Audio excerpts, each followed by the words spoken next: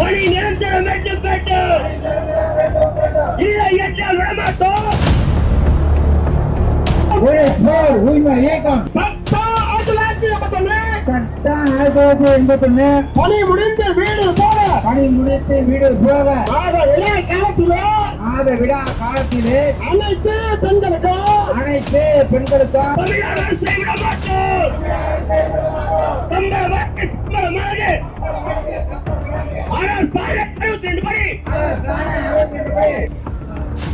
வார விடுமுறை, தேசிய விடுமுறை, பண்டிகை விடுமுறை, மகப்பேறு விடுமுறை எதுவுமே கிடையாது. தனியார்மயத்தை ரத்து செய்து அனைத்து தொழிலாளர்களும் கார்பரேஷன் கீழே வேலைக்கு எடுக்கணுன்ற கோரிக்கை. நாங்கள் கடந்த காலத்தில் பெரிய போராட்டங்கள் நடத்துகிறோம். பல்வேறு வழக்குகள் எங்கள் மேலே நிலுவையில் இருக்குது. அந்த வழக்குகளை திரும்ப பெறணும்.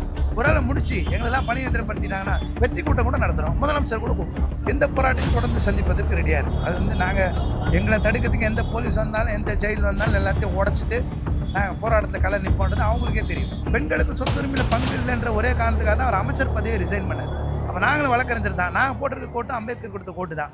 இப்போ அந்த கோட்டுக்கு நாங்கள் நியாயம் செலுத்தணும். 717 டாஸ்மாக் மூடி இருக்காரு. இருந்தாலுமே பாட்டிலுக்கு 10 ரூபாய் இன்னமும் வாங்குறாங்கன்ற மாதிரி நிறைய குற்றச்சாட்டு வைக்கிறாங்க. ஸோ அதை பற்றி உங்கள் கருத்து? 10 ரூபா பிரச்சனைக்கு தீர்வு பணியந்திரப்படுத்துறது. ஒட்டுமொத்த கடைகளும் மூடுது. 4765 கடையை மூடுறது. 1000 மனமயில் மன்றங்கள் மூடுவது. இந்த கடைகள்லாம் மூடிடுறது. மக்களுக்கு இது தேவையில்லை. குடிக்க தண்ணி இருந்தால் போதும். நல்ல வாய்ப்பு இருந்தால் அரசாங்கம் இதெல்லாம் நடத்த வேணாம். இப்போ இந்த போராட்டம் முக்கியமாக எந்தெந்த கோரிக்கைகள் வச்சு நீங்கள் பண்ணுறீங்க சார்?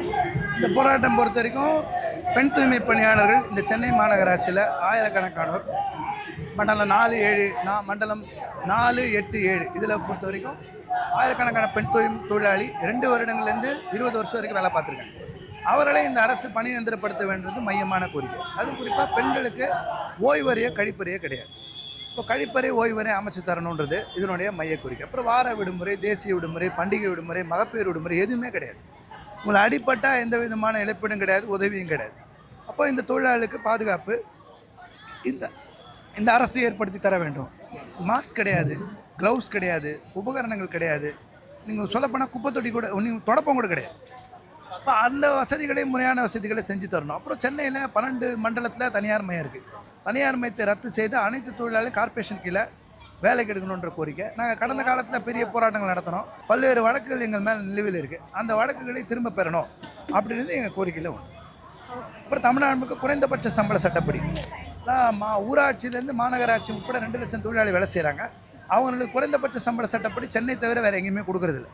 அவர்களுக்கு முறையான சம்பளம் கொடுக்கணும். குறைந்தபட்ச சம்பள சட்டப்படின்றது கோரிக்கையில் முக்கியமான கோரிக்கை.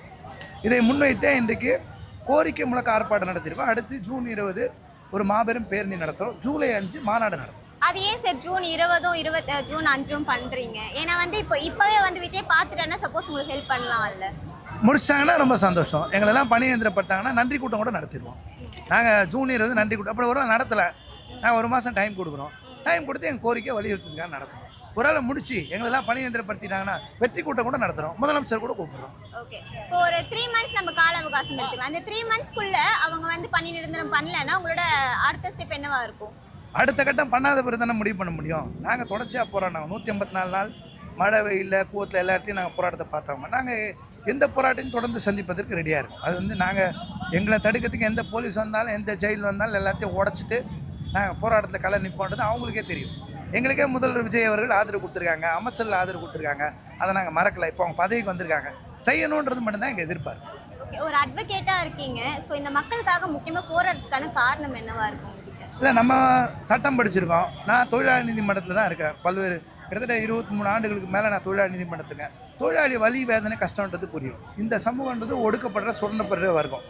அப்போ அந்த தொழிலாளி கூட்டத்துக்காக கேஸ் நடத்துறது தான் நான் லட்சியமாக நாங்கள் வச்சுருக்கோம். அதனால தான் தொழிற்சங்கத்திலாம் இருக்கோம்.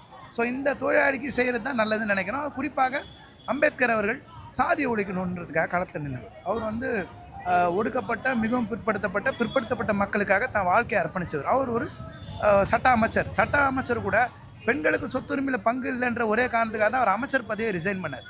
அப்போ நாங்களும் வழக்கறிஞர் தான். நாங்கள் போட்டிருக்க கோட்டும் அம்பேத்கர் கொடுத்த கோட்டு தான். இப்போ அந்த கோட்டுக்கு நாங்கள் நியாயம் செலுத்தணும். அதனால் வழக்கறிஞர் முறையில் இந்த போராட்டங்கள்லாம் முன்னிக்கிறோம். தொழிற்சங்க தலைவராக இருக்கும். ஸோ நீங்கள் அட்வொகேட்டாக இவங்களுக்கு ஹெல்ப் பண்ணுறீங்களா இல்லை இவங்களில் ஒருத்தங்களா நீங்கள் பண்ணுறீங்க? நான் தொழிற்சங்க தலைவராக இருக்கேன், இவங்களில் ஒருத்தராகவும் இருக்கேன். ரெண்டுமே சேர்ந்து தான் இவங்களோட களத்தை நிற்கிறேன். வழக்கறிஞராகவும் இருக்கேன். நான் இந்த போடப்பட்டிருக்க எல்லா வழக்கையும் நான் தான் மனுதார். இப்போ உச்சநீதிமன்றத்தில் வழக்கு நடத்தலையும் நான் தான் மனுதார்.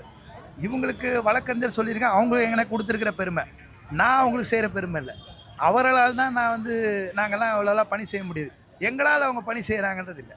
Okay sir. இப்போ அடுத்த பிரச்சனை என்னன்னு பார்த்தீங்கன்னா, ஆட்சிக்கு வந்தார் தளபதி விஜய் அவர்கள். வந்ததுக்கு அப்புறமா வந்து டாஸ்மாக்லாம் மூடுறேன்னு சொன்னார். 717 டாஸ்மாக் மூடி இருக்காரு. இருந்தாலுமே பாட்டிலுக்கு 10 ரூபாய் இன்னமும் வாங்குறாங்கன்ற மாதிரி நிறைய குற்றச்சாட்டு வைக்கிறாங்க. ஸோ அதை பற்றி உங்கள் கருத்து? 10 ரூபா பிரச்சனைக்கு தீர்வு பணியந்திரப்படுத்துறது. ஒட்டுமொத்த கடைகளும் மூடுது. 4765 கடையை மூடுறது, 1000 மனமன்றங்கள் மூடுவது, இந்த கடைகள்லாம் மூடிடுறது. மக்களுக்கு இது தேவையில்லை. குடிக்க தண்ணி இருந்தால் போதும், நல்ல வாய்ப்பு இருந்தால் அரசாங்கம் இதெல்லாம் நடத்த வேணாம். அதே நேரத்தில் 23 வருஷம் கஜானா நிரப்பியிருக்கிற அந்த தொழிலாளி 11,000 ரூபாய் சம்பளம், அவன் 10 ரூபா வாங்க வச்சது யாருன்னு கேட்கணும்ல.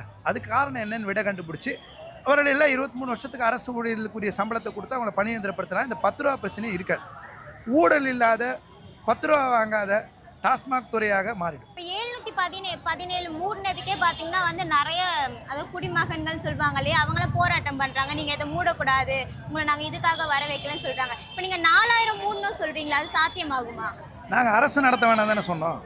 நாங்கள் சொல்கிறது அரசு மதுபான கடைகள் நடத்த வேணாம் தானே சொல்கிறோம். எங்கே பாதுகாப்பாரோ மற்ற இருக்கும், அது யார் வேணால் நடத்துறது வேறு. அரசு நடத்த வேணாம்னு சொல்கிறோம், அவ்வளோதான்.